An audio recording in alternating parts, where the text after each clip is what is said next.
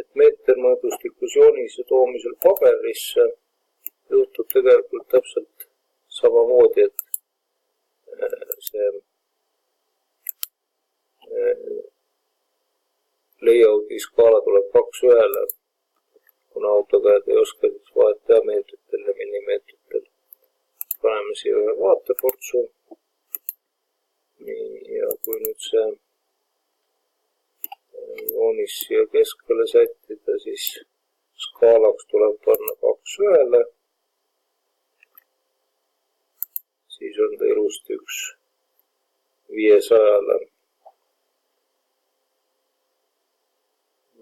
Paneme lukku. Teeme selle klipi.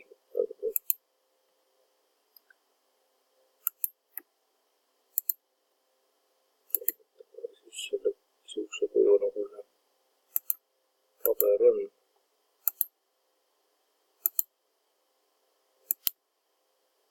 Ma oleks võinud kohe ka polügonaalse vaateportsu joonistada, mitte mitu korda ühte asja teha peale. Nii. Ja noh, siit paberruumist on lihtne juba välja trükkida, et lihtsalt paned trükkima ja siin on juba eelnevalt kõik ju häälestatud, et tuleb kohe kõik ilusti välja.